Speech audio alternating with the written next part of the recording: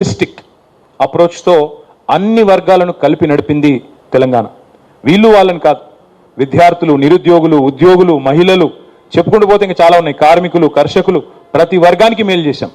ఉద్యోగులకు highest fitment భారతదేశంలో ఇచ్చింది కేసీఆర్ గారి ప్రభుత్వం. 73% ఫిట్మెంట్ ఇచ్చింది భారతదేశంలో, ఎక్కడా లేదు. ఏ బీజేపీ ప్రభుత్వం లేదు, ఏ కాంగ్రెస్ ప్రభుత్వం లేదు. Highest special increment on Telangana formation. ఎందుకంటే తెలంగాణ ఫార్మేషన్లో మాతో పాటు కొట్లాడిన వాళ్ళు ఉద్యోగులు, మాతో పాటు కదం దొక్కిన వాళ్ళు టీఎన్జిఓలు, తెలంగాణలోని ప్రభుత్వ ఉద్యోగులు పెన్ డౌన్ చేశారు, సకల జనుల సమ్మెలో మాతో నడిచారు. అందుకే వారి మీద మమకారంతో వారిని 73% ఫిట్మెంట్ ఇచ్చి కాపాడుకున్నాం.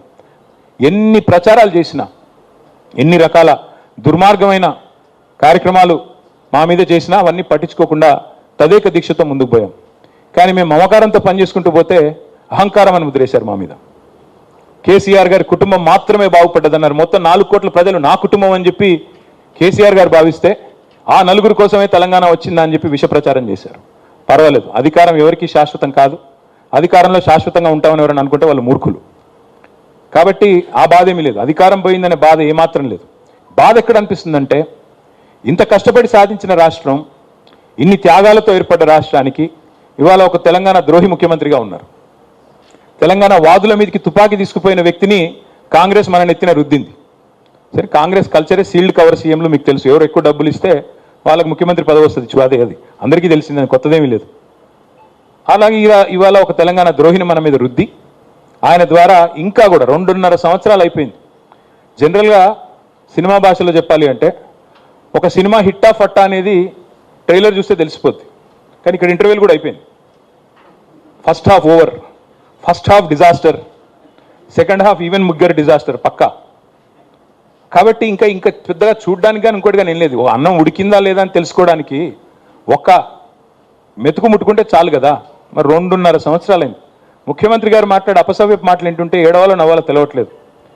100 రోజులు 6 గ్యారంటీలని పనికిమాలిన ప్రచారాలు చేసిందే మీరు.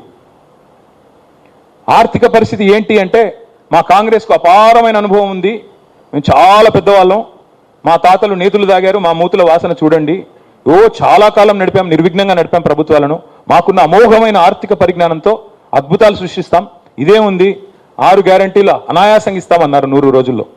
ఇవాళ ముఖ్యమంత్రి గారు ఏమంటున్నారు, 100 రోజులు ఏమైందయ్యా అంటే, ఎంత కండలు తిరిగిన పైల్వానైనా 3 నెలల్లో పిల్లలు పుట్టిస్తాడా? సరే, 3 నెలల్లో పిల్లలు పుట్టరు స్వామి, మాకు తెలుసు. కానీ 30 నెలల్లో పుట్టకపోతే ఏమనాలి మిమ్మల్ని? ఏమని పిలవాలి? నేనంటే మళ్ళీ బాధపడతారు, అహంకారం అంటారు. నేను అడగట్లా, 3 నెలల్లో పిల్లలు పుట్టలే, సరే ఓకే, 30 నెలల్లో పుట్టకపోతే ఏమనాలి మిమ్మల్ని? ఏమని పిలవాలి? నపుంసకులు అనాలా? ఏమనాలి? ఏమని పిలవాలి? వాళ్ళు ఎంత దరిద్రమైన పరిస్థితి అంటే, తెలంగాణలో వడ్డించిన విస్తర్లాగా బంగారు పల్లెల్లో పెట్టి అప్పచెప్పాం మీకు రాష్ట్రాన్ని. లెక్కలు కూడా నేను నా దగ్గర చెప్పండి, మొత్తం కాగితాలన్నీ తెచ్చాను. కొంతమంది అనుమానాలు ఎక్కువ ఉంటాయి కాబట్టి తెచ్చాను, అవి కూడా. కట్టిన ఇల్లు పెట్టిన పోయినట్టు అప్పచెప్పినాం మీకు.